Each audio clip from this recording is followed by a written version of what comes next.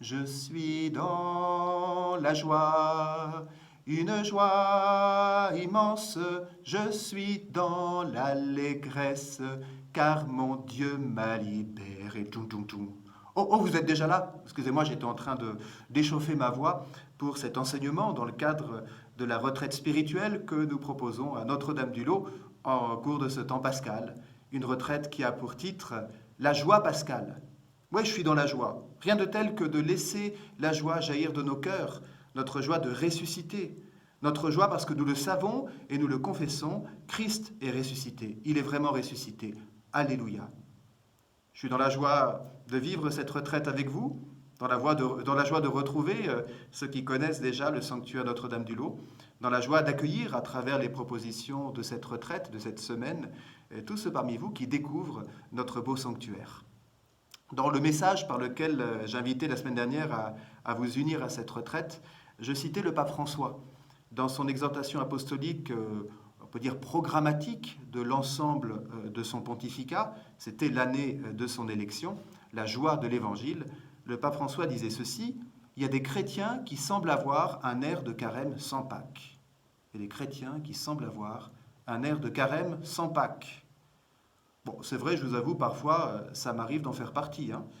Quand j'ai des contrariétés, quand je porte une souffrance, quand j'apprends un drame, inévitablement, j'ai pas une tête de Pâques. Et en ce moment, avec le confinement qui se prolonge, avec les drames de la pandémie, la vie actuelle pourrait être perçue comme un long carême bien triste, avec peu d'occasions de se réjouir vraiment, et pas de quoi avoir des belles têtes de Pâques. Avoir des airs de carême, le pape François dit aussi des têtes de piment au vinaigre, ça peut sembler bien légitime, voire même inévitable dans le contexte actuel et face au drame de la vie. Et de fait, en parlant de joie pascale, nous n'allons pas feindre que tout va bien. Être chrétien, ce n'est pas fuir la réalité, ce n'est pas planer au-dessus du réel parce qu'il est trop compliqué, trop décevant ou trop difficile. Non, être chrétien, c'est laisser la lumière du ressuscité habiter ce réel. Depuis quelques jours, nous sommes entrés dans le temps pascal. Au cours de la Semaine Sainte, nous avons célébré notre libération définitive. Dans la nuit pascale, nous avons chanté l'ouverture de nos vies à l'éternité. Depuis Pâques, nous nous émerveillons de la fin de la domination du mal et nous proclamons que la mort est morte. Clairement, avec tout cela, nous ne pouvons pas avoir des têtes de carême sans Pâques. À notre monde angoissé, à nos proches inquiets, c'est sans doute ce que nous pouvons offrir de plus utile, en plus de notre attention à leur égard. Témoigner d'une joie qui ne nie pas les difficultés du présent, mais qui voit la lumière dans les obscurités du présent. J'aime beaucoup cette parole du grand Marcel Vannes. Il disait « Plus j'avance dans la vie, plus je vois que la sainteté, c'est une vie où il faut changer la tristesse en joie. » Une vie où il faut changer la tristesse en joie. Vous voulez être saint ? Changez la tristesse en joie. C'est le grand chemin de la sainteté. Plus j'avance dans la vie, plus je vois que la sainteté, c'est une vie où il faut changer la tristesse en joie. Eh bien, à Notre-Dame-du-Lot, nous vous proposons cette semaine une retraite spirituelle pour changer la tristesse en joie, ou pour garder la joie, même dans la lassitude d'une situation difficile qui perdure. Après un premier enseignement hier par sœur Marie-Jérémie sur Benoît et sœur Faustine, pour fêter dans la joie le dimanche de la Divine Miséricorde, cette semaine, des sœurs et moi-même allons nous alterner pour nous relayer, pour vous encourager à changer la tristesse en joie. C'est bon, vous êtes prêts? Prêts à changer la tristesse en joie? Alors, vous allez oser avec moi. Attention. Dans la joie, une joie immense, je suis dans l'allégresse, car mon Dieu m'a libéré. Encore une fois. Je suis dans la joie, une joie immense, je suis dans l'allégresse, car mon Dieu m'a libéré. Oui, que l'esprit de joie, l'esprit du ressuscité habite en nous et nous réjouisse en tout ce que nous faisons par Jésus le Christ, notre Seigneur. Amen. Cette retraite sur la joie, nous vous la proposons depuis le sanctuaire Notre-Dame-du-Lot. Il se trouve que c'est vraiment un sanctuaire de joie. La Vierge Marie, quand elle accompagne la bergère Benoîte jusqu'à cet endroit du Lot, Elle manifeste, ne serait-ce qu'à travers le choix géographique, son désir d'ouvrir Benoît à la joie. Elle dit qu'elle a choisi un lieu riant et revenant pour y installer son sanctuaire. Et elle va conduire Benoît, en fait. Elle va conduire Benoît d'une conception de Dieu assez triste à une conception d'un Dieu joyeux. C'est une révélation, bien sûr, qui parcourt toute la Bible, nous allons le voir dans quelques instants, mais qui a tendance à pouvoir être étouffée dans des contextes particuliers, que ce soit les difficultés de l'existence. L'époque de Benoît, c'est l'époque de Louis XIV, ne manquait pas de ces difficultés. Il y avait notamment de graves famines, une situation climatique compliquée. On parle du petit âge glaciaire. Voilà, on n'est pas dans une époque facile. Et puis sur le plan spirituel, on est dans la conception d'un Dieu, j'allais vous dire plutôt tristounette. C'est un Dieu sévère, c'est un Dieu qui punit, c'est un Dieu qui châtie. Voilà où va clairement l'accent. Et la jeune Benoît va être éduquée dans cette mentalité. Alors pour qu'elle devienne servante de la miséricorde, en accompagnant la naissance et la croissance du sanctuaire voulu par la Vierge Marie ici, il va d'abord falloir que la bergère change de regard sur Dieu, qu'elle s'ouvre à la joie de Dieu.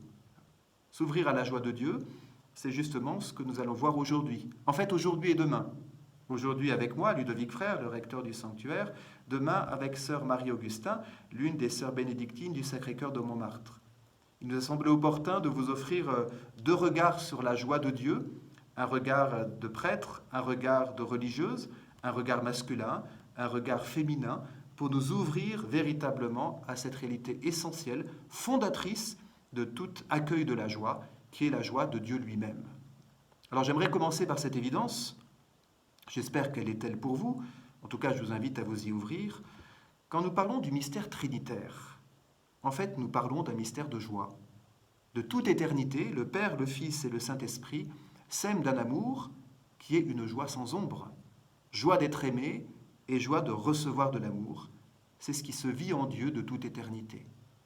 D'ailleurs, on pourrait dire, il y a de joie que dans le fait d'aimer et d'être aimé. Nous sommes tous faits pour aimer et pour être aimés, et nous savons que c'est là que nous trouvons la joie véritable. Eh bien, c'est en Dieu que nous avons le fondement de cette joie. Nous sommes faits pour aimer et pour être aimés. C'est ce qui se vit en Dieu de toute éternité. La Trinité n'est donc pas une équation compliquée à essayer de résoudre. 1 plus 1 plus 1 égale 1.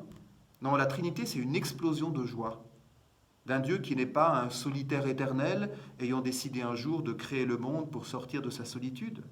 Non, nous confessons un Dieu qui est partage de joie de toute éternité, d'une joie si dense, d'une joie si belle, qu'elle veut encore se partager à l'extérieur, et voilà l'acte créateur. Alors je vous invite aujourd'hui à vous ouvrir à cette joie originelle, fondement de toute joie. Je vous encourage par exemple à prendre quelques minutes d'un temps de prière simplement pour contempler la joie de Dieu, pour imaginer la puissance de joie qui se vit au cœur de la Sainte Trinité. Pas évident d'imaginer la Trinité, mais je crois qu'on peut quand même le faire. On peut essayer d'entrer dans ce grand mystère trinitaire et contempler cette joie qui circule. Et vous verrez qu'en contemplant, nécessairement, on la goûte, nous aussi. La goûter comme un grand élan de vie. Dans une magnifique exhortation apostolique sur la joie, qui date de 1975, le pape Paul VI méditait la joie de Jésus devant son Père. Et il disait ceci, je cite, « Le Père y apparaît comme celui qui se donne au Fils, sans réserve et sans intermittence, dans un élan de générosité joyeuse. Et le Fils, celui qui se donne de la même façon au Père, avec un élan de gratitude joyeuse dans l'Esprit Saint. » Vous voyez, la Trinité peut être vue comme un élan de chaque personne vers les deux autres, d'une joie liée donc à la sortie de soi pour aller vers les autres. Vous voyez ? Et en fait, ça c'est en Dieu comme en nous, puisque nous avons été créés à l'image et à la ressemblance de Dieu, nous ne trouvons de joie que quand nous sortons de nous-mêmes. C'est intéressant à entendre en cette période où l'on est privé de sortie, nous ne trouvons de joie que dans la sortie de nous-mêmes. Aucune joie authentique ne peut se vivre dans une créature qui refuse de sortir d'elle-même. Nous nous trompons nous-mêmes quand nous pensons trouver des formes de joie en dehors de la sortie de nous-mêmes, en dehors de cet élan qui nous pousse vers les autres pour faire leur joie. Et ainsi, vous voyez, en contemplant le mystère trinitaire, nous comprenons que la joie n'est pas un élan qu'on possède, et qu'on cherche à figer pour le garder. Oh, j'ai trouvé la joie, je la conserve pour moi. Non, la joie est un élan qui s'offre, quelque chose de dynamique, qui se trouve quand on l'offre aux autres. La joie se vit quand on cesse de vouloir la garder pour soi, quand on veut la donner aux autres. C'est bien ce que nous révèle le mystère trinitaire, comme un élan de joie de chacune des personnes de la Trinité vers les deux autres. C'est ce que nous disent aussi les profondeurs de nos cœurs, hein.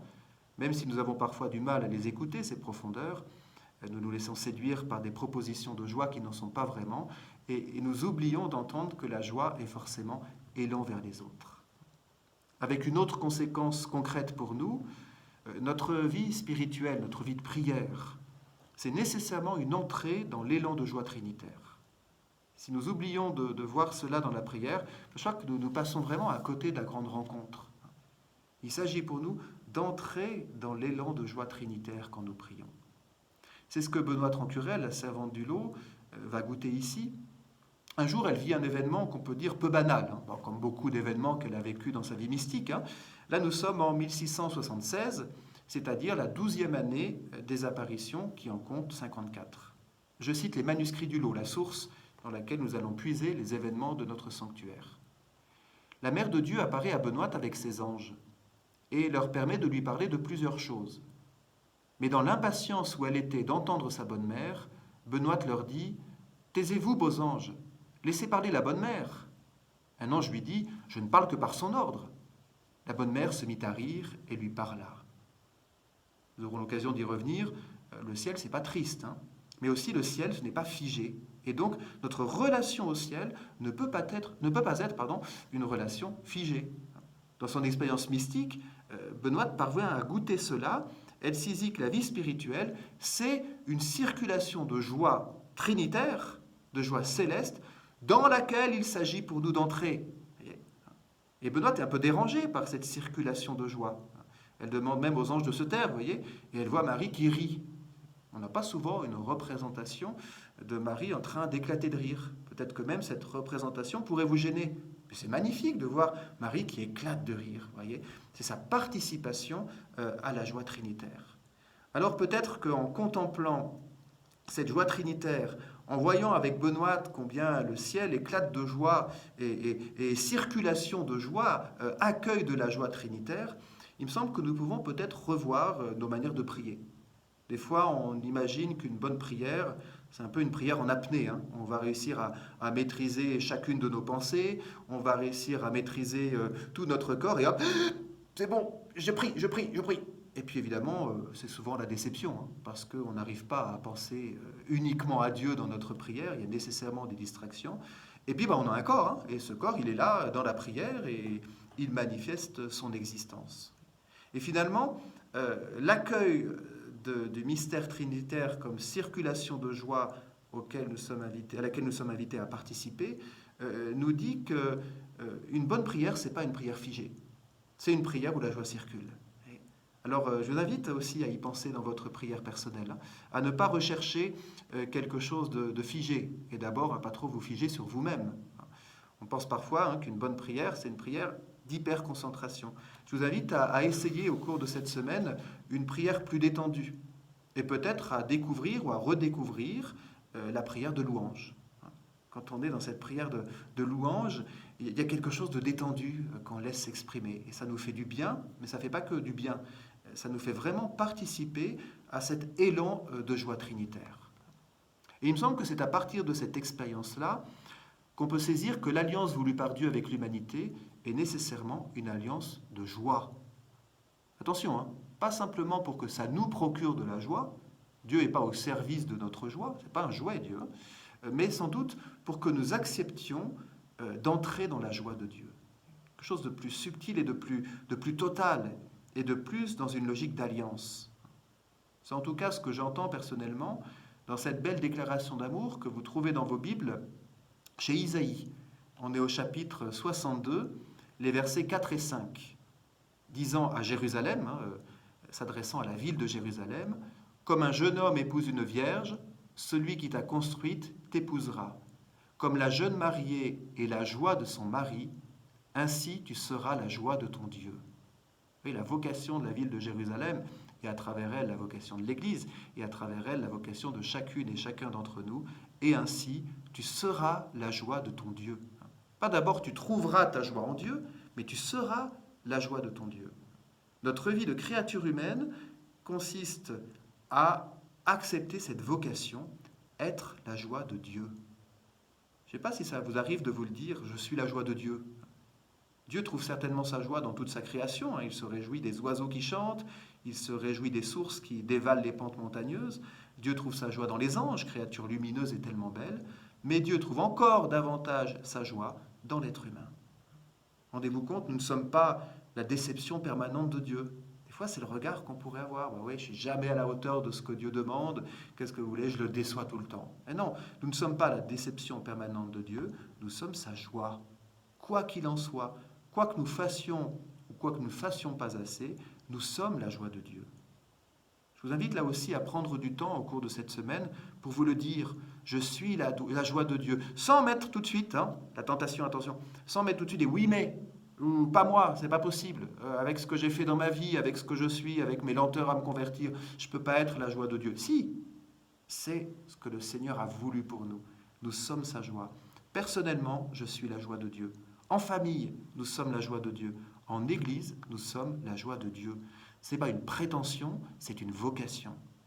Alors arrêtons de nous regarder pour nous morfondre sur ce que nous ne sommes pas assez. Acceptons d'être la joie de Dieu.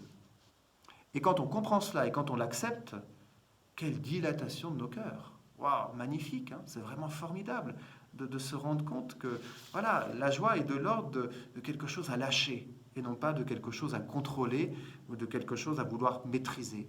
Donc laissez vos cœurs s'apaiser et se réjouir en accueillant cette sublime vocation. Je suis la joie de Dieu. Puis un deuxième aspect, ou plutôt une deuxième dimension de l'alliance de Dieu avec nous, si nous sommes la joie de Dieu, Dieu fait aussi notre joie, parce qu'il nous aime. Chez Néhémie, on trouve cette parole formidable. Néhémie, un petit prophète, chapitre 8, verset 11. « La joie du Seigneur est notre rempart. » Voilà bien une parole à faire résonner en nous pendant cette période de confinement, d'angoisse et de deuil. La joie du Seigneur est notre rempart. La joie du Seigneur, c'est-à-dire à la fois la joie qui est la sienne, savoir que nous faisons la joie de Dieu, mais aussi la joie qu'il nous donne, savoir qu'il nous procure de la joie, ça c'est notre rempart. L'alliance de deux joies, voilà notre rempart. Un rempart, vous savez ce que c'est un rempart, Un rempart c'est solide, ça tient dans le temps et ça protège des invasions. Et bien par conséquent, toutes les invasions, on peut penser en ce moment à des invasions de découragement, à des invasions de pensées négatives, tout cela, nous en sommes protégés par la joie du Seigneur. Toutes nos fragilités trouvent une solidité dans la joie du Seigneur qui est notre rempart. Une joie qui tient dans le temps, c'est-à-dire qui n'est pas sujette aux circonstances. Les jours où je vais bien, je l'accueille. Les jours où je ne vais pas bien, j'en suis privé ou je ne sais pas l'avoir. Non, la joie du Seigneur est notre rempart. Ce rempart, il est solide et il tient dans le temps. Voilà cette grande bonne nouvelle que nous pouvons déjà accueillir, mais tout de suite nous percevons qu'il faut aller plus loin, parce que nous parlons de la joie pascale. Il nous fallait encore plus loin dans la promesse divine. Jésus-Christ est venu nous révéler le Père dans l'Esprit, et il nous montre donc par tout son être ce qu'est la joie de Dieu. Et s'il nous la montre, c'est pour nous la donner. Non pas pour donner de la joie qui vient de Dieu, mais pour nous donner Dieu qui est joie. Au 7e siècle, saint André de Crète avait cette parole forte, « La joie est entrée dans le monde avec le Christ. » La joie est entrée dans le monde avec le Christ. Ça ne veut pas dire qu'auparavant, il n'y avait pas de joie humaine, mais quand le Fils éternel de Dieu s'est incarné, la joie divine elle-même s'est incarnée. Jésus est l'incarnation de la joie venue d'en haut. Il l'incarne pour la porter, il l'incarne pour nous la donner.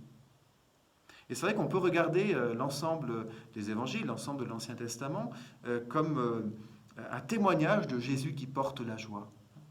Ça transparaît tout au long de sa vie. Jésus n'était pas triste, c'est moins qu'on puisse dire. Il nous montre le visage d'un Dieu joyeux, d'un Dieu rieur, d'un Dieu joueur. Je vous invite à relire certains passages des évangiles pour voir combien Jésus est joyeux, ou bien pour imaginer, ce n'est pas interdit qu'on essaye de lire par-delà le texte, le comportement de Jésus, son sourire, son regard rieur. J'imagine que Jésus devait rire de certaines situations cocasses de la vie ordinaire, sans jamais se moquer des personnes, bien sûr. Je l'imagine rire avec ses disciples autour d'un bon repas. J'ose croire que lors des noces de Cana, Jésus a bien rigolé. Alors les 600 litres de vin en fin de repas devant quand même un petit peu aider. Je pense que Jésus avait un grand sourire permanent. Vous voyez. Quand il enseignait, quand il employait des images suggestives, chameau passant par le trou d'une aiguille, ou avalé en filtrant le moucheron. Je pense qu'avec tout cela, Jésus avait un beau sourire, quoi. Il y a un regard plein de cette joie qu'il apporte d'en haut, qu'il incarne parce qu'il est lui-même la joie divine. Quantité de moments de la vie du Christ où il devait rire et s'amuser. Et il est important pour nous de ne pas oublier cette réalité dans l'incarnation. Le Dieu que nous confessons est un Dieu qui aime rire et sourire. Quelle joie de confesser un tel Dieu, et quelle erreur de concevoir Dieu avec tristesse et tremblement. C'est plus encore dans sa relation personnelle avec le Père dans l'Esprit que le Verbe incarné manifeste sa joie et nous montre combien elle est contagieuse. Pensez par exemple quand Jésus prie, Père, je te rends grâce, ce que tu as caché aux sages et aux savants, tu l'as révélé aux tout petits. Puis moi je vois Jésus faire un grand sourire à ce moment-là vers son Père. Voyez. Et sans cesse, Jésus devait être habité par cette joie profonde qui devait rayonner de tout son être et qui devait réjouir tous ceux qui le regardaient, tous ceux qui l'approchaient. Alors, chassez, s'il vous plaît, les images d'un Dieu triste, d'un Dieu jamais content. Le temps pascal est vraiment un moment favorable pour évacuer toutes nos mauvaises conceptions d'un Dieu triste. C'est la première chose que la bergère du Lot a dû faire ici au sanctuaire pour rentrer vraiment dans sa mission, pour accueillir pour elle-même le salut qui vient d'en haut. Sortir de l'idée d'un Dieu triste. Je trouve toujours touchant, pardon pour ceux qui connaissent bien le Lot, qui vont dire le père Ludovic il radote. Je trouve quand même très touchant que les 2 premiers mois d'apparition quasi quotidienne, 2 premiers mois quasi quotidiennes, c'est déjà une très très grande expérience mystique, la belle dame qui apparaît à Benoîte ne dit pas un seul mot, pas un mot. Elle apparaît à Benoîte, elle lui sourit, et ensuite elle se retire. Le lendemain, elle apparaît à Benoîte, elle lui sourit, et ensuite elle se retire. On pourrait dire, pourquoi elle n'a pas un message à transmettre? Elle en transmet un de message, mais son message, c'est son sourire. Alors Marie n'est pas Dieu, mais est en pure transparence à Dieu. À travers le sourire de Marie, qu'est-ce que Benoît est appelé à accueillir? Le sourire de Dieu. Et non pas un sourire intermittent, non pas un sourire qui dépend des actes accomplis par Benoît dans la journée. Chaque jour de ces 2 mois d'apparition, la belle dame vient vers Benoît, lui sourit, et ensuite se retire. Voyez, sourire inconditionnel, sourire d'en haut sur chacune et chacun d'entre nous, quelles que soient les circonstances de nos vies. Je trouve que c'est vraiment important à entendre ce sourire du ciel, ce regard positif que le ciel a sur nous, cette bienveillance, j'oserais dire cette bonne humeur. Ça aussi c'est une bonne nouvelle. Dieu est de bonne humeur. Vous, je ne sais pas, moi ça dépend des jours, Dieu lui est toujours de bonne humeur. Voyez quelle confession magnifique. Nous confessons un Dieu de bonne humeur. Alléluia. Et cette bonne humeur, Jésus la porte dans tout son être.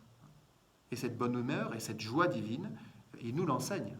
J'invite maintenant à ce que nous nous arrêtions à quelques passages essentiels de l'enseignement du Christ sur la joie. Vous les retrouverez d'ailleurs dans un document en PDF qui est sur le site internet du sanctuaire. On vous propose tout au long de la semaine de prolonger les méditations par quelques textes qui vont vous permettre de vous les approprier. Il y a des textes bibliques, il y a des textes de papes, il y a des textes de saints. Voilà, différents textes pour aller plus avant dans votre appropriation de ces méditations que nous vous proposons depuis le sanctuaire du Lot. Et donc vous trouverez 3 enseignements de Jésus dans l'évangile de Saint Jean. En fait, c'est lors du repas, du grand repas, la dernière scène de Jésus. Dans l'évangile de Saint Jean, il y a plusieurs chapitres qui forment ce qu'on appelle le discours d'adieu. Et dans ce discours d'adieu, on trouve notamment des paroles du Christ sur la joie. Alors je vais rapidement les évoquer. Premier enseignement, Jean chapitre 15, les versets 9 à 11. C'est une parole de Jésus à ses disciples. Il leur dit ceci, Jean 15, versets 9 à 11.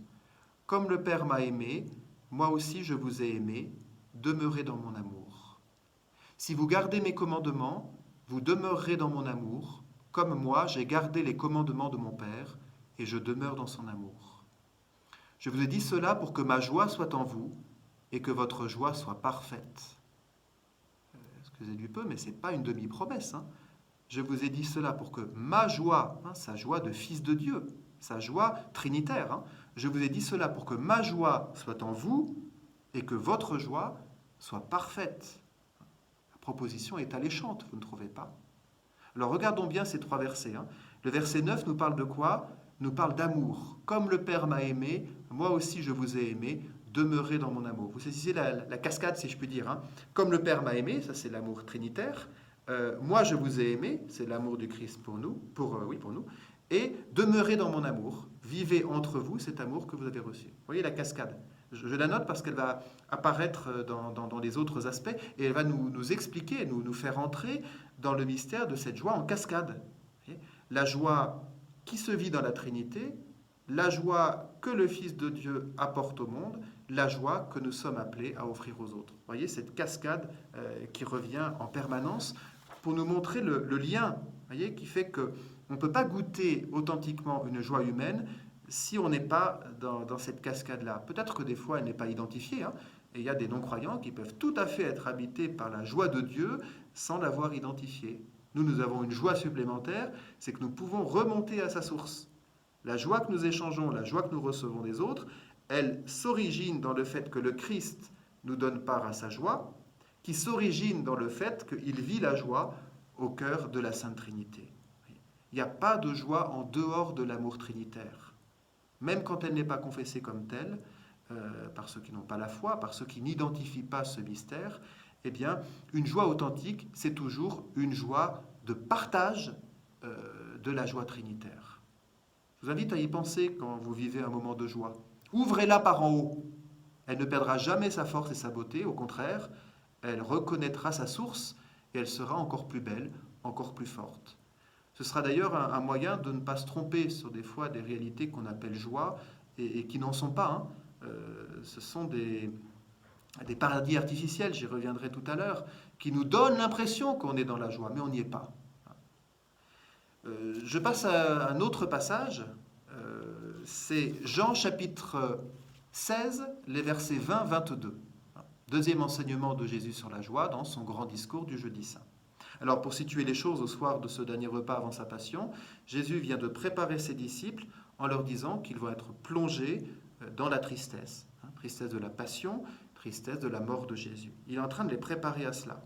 Et à travers cela, il y a aussi toute la tristesse des réalités de la vie humaine qui font que des fois on est plongé dans le deuil et la souffrance. Et il dit ceci, nous sommes au verset 20 de Jean chapitre 16. Amen, amen, je vous le dis, vous allez pleurer et vous lamenter, tandis que le monde se réjouira. Vous serez dans la peine, mais votre peine se changera en joie. La femme qui enfante est dans la peine parce que son heure est arrivée. Mais quand l'enfant est né, elle ne se souvient plus de sa souffrance, toute heureuse qu'un être humain soit venu au monde. Vous aussi maintenant vous êtes dans la peine, mais je vous reverrai, et votre cœur se réjouira, et votre joie, personne ne vous l'enlèvera.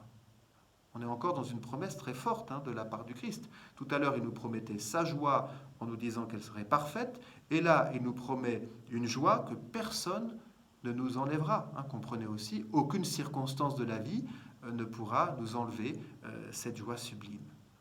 Et là, ce qui est intéressant en Jean chapitre 16, c'est que Jésus insiste sur le mystère de la souffrance. Une souffrance que Dieu ne vient pas supprimer d'un claquement de doigts, mais qu'il vient traverser par son mystère pascal.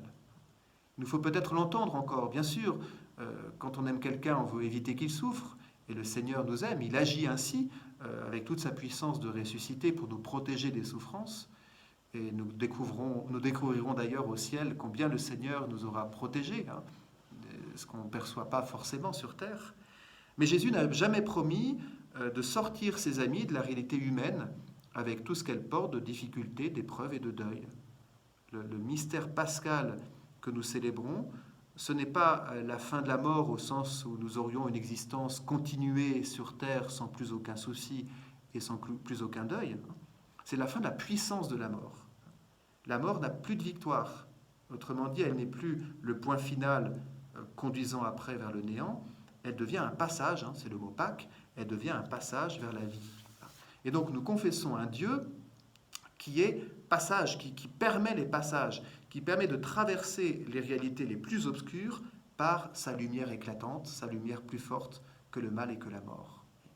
Et donc Jésus, dans son enseignement à ses disciples, ne vient pas nier, ne vient pas évacuer cette réalité des souffrances. Le verset 20 est clair. « Amen, amen, je vous le dis, vous allez pleurer et vous lamenter, tandis que le monde se réjouira. » C'est ce qui s'est passé au jour de la Passion, c'est ce qui se passe encore souvent dans la vie du monde. Mais voilà cette promesse, vous serez dans la peine, mais votre peine se changera en joie. Vous voyez, ce mystère d'un changement, d'un renversement, le mystère d'une Pâque. On pourrait dire, il y a comme une conversion de la peine en joie. Et alors, Jésus prend un exemple suggestif, l'exemple de la femme enceinte. J'avoue, comme homme, je ne peux que percevoir cette réalité avec une forme de distance. Mais Jésus parle d'une disproportion entre la peine de l'accouchement et la joie de prendre l'enfant quand il va naître. Vous voyez, que la mère ait l'enfant dans ses bras ou la serre tout contre son cœur. Et cette joie, en fait, elle est à la fois une joie pour après, une fois que l'accouchement aura lieu, mais elle est aussi une joie quand la femme porte son enfant. Mesdames, vous pourriez sans doute mieux le dire que moi, la grossesse n'est pas simplement une attente vide de réalité, vide de relation. Il y a donc déjà une joie de quelque chose qui est donné et de quelque chose qui va s'épanouir. Vous voyez, quelque chose qui est donné, quelque chose qui va s'épanouir. On a là toute la notion de l'espérance. Le déjà là et le pas encore. Mystère de la vie humaine, mystère de cette étape de l'existence de l'humanité dans laquelle nous sommes entrés par le mystère de Pâques. Désormais, il y a un déjà là, et il y a aussi un pas encore. Et la joie, ce n'est pas simplement l'attente de ce qui n'est pas encore, c'est aussi le fait de savourer ce qui est déjà là. Tout en sachant que cette joie, elle va se développer de manière infiniment plus grande dans le pas encore, c'est-à-dire dans la vie éternelle. Alors, je vous propose de méditer un texte de saint Paul qui résume en quelque sorte cela. D'ailleurs, il prend lui-même aussi l'exemple de l'enfantement. C'est dans l'Épître aux Romains. Vous allez voir l'Épître aux Romains au chapitre 8, les versets 18 à 23. Je commence au verset 18. « J'estime en effet, dit saint Paul, qu'il n'y a pas de commune mesure entre les souffrances du temps présent et la gloire qui va être révélée pour nous. » On aurait envie de dire à Paul, et donc quand on souffre, quoi. L'avantage, si je puis dire, c'est que Paul est un homme qui a beaucoup souffert. Vous savez qu'il en fait même la liste de toutes les souffrances qu'il a connues. Donc on ne peut pas prétendre que Paul, c'est un théoricien qui ne connaît rien à la vie. Non. Il a vécu des souffrances, ça lui donne une vraie légitimité pour pouvoir parler ainsi. J'estime en effet qu'il n'y a pas de commune mesure entre les souffrances du temps présent et la gloire qui va être révélée pour nous. Verset 19. En effet, la création attend avec impatience la révélation des fils de Dieu. Une attente impatiente. Donc à la fois une attente, quand on attend quelque chose, c'est joyeux. Rappelez-vous les veilles de Noël de nos enfants. Ah là là, on attendait Noël avec une impatience. Et en même temps, on n'avait pas encore les cadeaux. Et la joie de la fête, et la joie de célébrer l'incarnation du Seigneur. C'est pas que les cadeaux à Noël. Mais quand même, comme enfant, on attendait les cadeaux, il faut bien reconnaître. Il y a donc quelque chose d'une joie qui est donnée dans le fait même d'attendre quelque chose dont on est convaincu que ça nous apportera une grande joie. Verset 20. Car la création a été soumise au pouvoir du néant, non pas de son plein gré, mais à cause de celui qui l'a livrée à ce pouvoir. Pourtant, elle a gardé l'espérance, on a ce mot espérance, verset 21, d'être elle aussi libérée de l'esclavage, de la dégradation, pour connaître la liberté de la gloire donnée aux enfants de Dieu. Et là, verset 22, nous le savons bien, la création tout entière gémit, elle passe par les douleurs d'un enfantement qui dure encore. Et elle n'est pas seule, verset 23. Nous aussi, en nous-mêmes, nous gémissons. Nous avons commencé à recevoir l'Esprit Saint et nous attendons notre adoption et la rédemption de notre corps. Notre adoption et la rédemption de notre corps. Vous voyez, aussi en prenant cette image de l'enfantement, saint Paul fait écho à cet enseignement du Christ, une attente joyeuse de quelque chose qui n'est pas encore visible, mais qui est pourtant déjà là. C'est la joie qui nous est donnée maintenant, dans le présent, la joie pascale. Et ensuite, quelque chose de douloureux, parce qu'en goûtant cette joie, on perçoit qu'elle n'est pas encore totale. Et que la joie pascale totale, ce sera pour le ciel, quand nous participerons éternellement à la joie qui se vit dans la Trinité.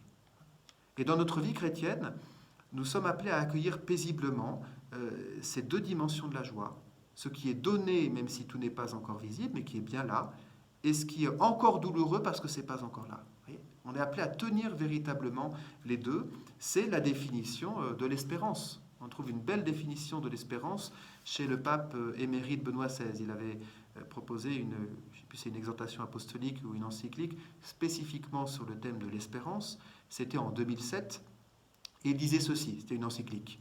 Il disait ceci: l'espérance attire l'avenir dans le présent au point que le premier n'est plus le pur pas encore. Il attire l'avenir dans le présent au point que l'avenir, ce n'est pas simplement un pur pas encore. Le fait que cet avenir existe change le présent. Le fait que le Seigneur nous ait ouvert les portes de la vie éternelle par son mystère pascal, ça change notre présent qui est habité par la joie pascale. Là, j'ai commenté, c'est pas ce que dit le pape, je reprends les paroles du pape, pardon. Le fait que cet avenir existe change le présent. Le présent est touché par la réalité future, et ainsi les biens à venir se déversent sur les biens présents, et les biens présents sur les biens à venir. Vous voyez l'échange, Les biens à venir se déversent sur les biens présents, et les biens présents sur les biens à venir. Et donc on perçoit que la joie, ce n'est pas simplement mon sentiment du moment, est-ce que j'ai les circonstances qui vont faire que ma vie matérielle, psychologique, relationnelle fait que j'ai des éléments pour dire c'est bon, j'ai acquis une certaine joie. Non, la joie, elle jaillit de notre espérance, qui transforme en fait notre réalité présente. Certitude spirituelle que nous vivrons la joie éternelle, une joie sans ombre, une joie sans fin, mais certitude que cette réalité, elle est déjà donnée maintenant. C'est ça la joie pascale que nous avons chantée, notamment lors de la vigile, et particulièrement dans le grand chant de l'exultète. D'ailleurs, le pape Paul VI, dans son exhortation sur la joie, Gaudete in Domino, de 1975, dont je vous parlais tout à l'heure, dit ceci: la joie pascale n'est pas seulement celle d'une transfiguration possible, elle est celle de la nouvelle présence du Christ ressuscité. La joie, c'est pas simplement « oh là là, on espère qu'il y a quelque chose après et que ça va améliorer les choses ». Non, la joie, c'est la nouvelle présence du Christ ressuscité. Donc, ici et maintenant. La nouvelle présence du Christ ressuscité, et le Saint-Père poursuit, dispensant aux siens l'Esprit Saint pour qu'il demeure avec eux. Ainsi, l'Esprit paraclet est donné à l'Église comme principe inépuisable de sa joie d'épouse. Comme principe inépuisable de sa joie d'épouse. Ce très beau texte qui est très dense, vous le retrouverez en plus développé d'ailleurs dans le PDF, je vous ai dit que vous pourrez retrouver sur le site internet du sanctuaire. Alors dès maintenant, quels que soient vos sentiments à cet instant précis, je vous invite à accueillir cette joie tellement plus grande que nous. Cette joie qui vient tout recouvrir et tout éclairer. Elle est là, la joie pascale. La joie du ressuscité qui vient nous rejoindre sur nos routes d'Emmaüs, les disciples d'Emmaüs qui étaient désespérés, qui avaient perdu tous leurs espoirs. Et voilà que Jésus les rejoint sur cette route. C'est la joie de l'Esprit Saint qui nous couvre de son ombre, comme il a couvert Marie de son ombre. L'Esprit Saint qui nous remplit au plus intime et qui nous couvre de sa joie. Troisième enseignement du Christ, c'est au chapitre suivant. Là, on était Jean chapitre 16. On passe maintenant à Jean chapitre 17, toujours dans le discours d'adieu de cet évangile de Saint Jean. Voilà ce que nous dit Jésus à partir du verset 9. Donc vous pouvez regarder Jean chapitre 17, versets 9 à 13. Encore une fois, un des textes que vous retrouvez dans le PDF sur le site du sanctuaire Notre-Dame-du-Lot. Verset 9. Moi, je prie pour eux. Là, on est en fait dans la prière de Jésus à son Père. Quelle grâce de pouvoir goûter la prière de Jésus à son Père. Moi, je prie pour eux, pour les disciples. Ce n'est pas pour le monde que je prie, mais pour ceux que tu m'as donnés, car ils sont à toi.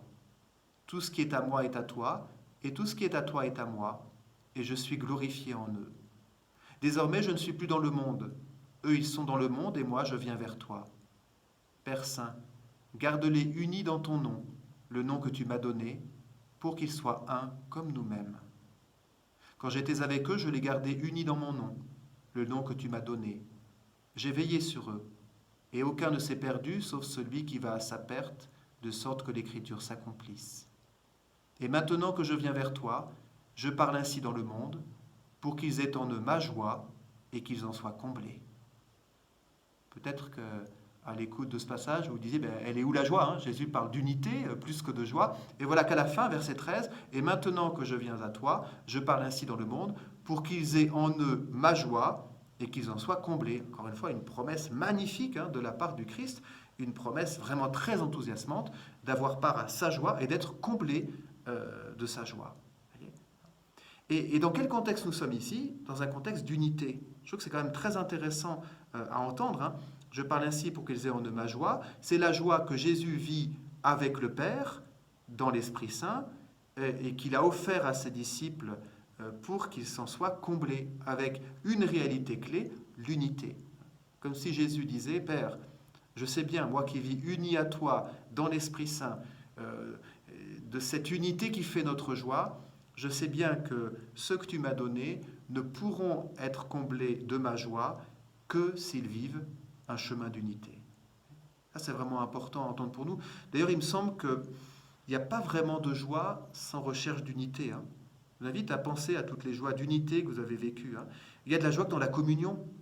Il y a de la joie que dans le fait d'être ensemble. C'est pour ça que la privation de pouvoir nous retrouver ensemble, de partager des bons repas et tout ça en ce moment est quelque chose qui nous est douloureux, parce que nous savons que nous sommes faits pour une joie qui a une note caractéristique, c'est l'unité. J'ose dire qu'il n'y a pas de joie sans unité. Il n'y a pas de joie sans communion. D'ailleurs, ça peut être un critère pour se dire, pour ne pas s'égarer sur ce qu'on pourrait prendre comme une joie et qui n'en est pas, de se dire, attention, est-ce que vraiment ça vise la communion? Est-ce que vraiment ça permet l'unité? Voilà donc ces trois enseignements du Christ que je voulais vous proposer. Jean 15, Jean 16, Jean 17. Jean 15, la joie qui est fruit de la charité et de l'obéissance au commandement. Voilà. Avec cette sorte de, je vous ai dit, de cascade, ce qui vient du Père, Jésus le donne à ses disciples pour que ses disciples le vivent entre eux. Voilà ce que nous sommes appelés à vivre dans la joie. Ensuite, Jean 16, la joie comme fruit de l'espérance, avec ce déjà là et ce pas encore, qui est la joie pascale de maintenant et qui se déploiera éternellement. Et puis Jean 17, la joie comme fruit de l'unité, nous invitant toujours à discerner si nos quêtes de joie, nos aspirations à la joie, vise la communion, vise l'unité. Si elle ne les vise pas, c'est qu'en fait, on se trompe sur ce que peut être cette joie.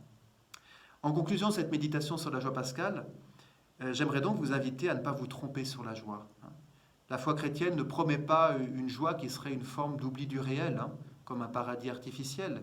Et d'ailleurs, il y a une claire incompatibilité entre le fait d'assumer le réel dans la vie chrétienne et puis la tentation de fuir dans des paradis artificiels que peuvent être notre imagination ou encore, je sais pas, la drogue, l'alcool, les divertissements qui nous sortent de la réalité.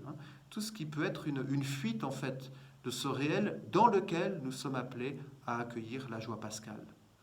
Donc attention à la fuite du réel. Et peut-être qu'aujourd'hui, avec la situation de confinement, on peut être encore plus tenté de fuir dans un réel, dans irréel, par rapport à cette réalité qui nous est particulièrement pesante. Maintenant, la joie pascale, c'est là qu'il faut la vivre. C'est dans cette réalité-là qu'il faut la vivre. Comme l'écrivait encore le pape Paul VI dans des paroles qui sont toujours d'actualité, voire peut-être plus d'actualité que jamais, bien qu'il les écrivait, je vous rappelle, en 1975, il dit ceci: « La société technique a pu multiplier les occasions de plaisir, mais elle a bien du mal à sécréter la joie, car la joie vient d'ailleurs, elle est spirituelle. L'argent, le confort, l'hygiène, la sécurité matérielle ne manquent souvent pas, et pourtant l'ennui, la morosité, la tristesse demeurent malheureusement le lot d'un grand nombre. » Numéro 9 de Gaudete in Domino. Joie venue d'ailleurs. Voilà ce que le pape Paul VI nous invite à redécouvrir. Joie venue d'ailleurs, c'est bien ça la joie pascale. Elle vient d'ailleurs, mais elle rejoint absolument notre quotidien.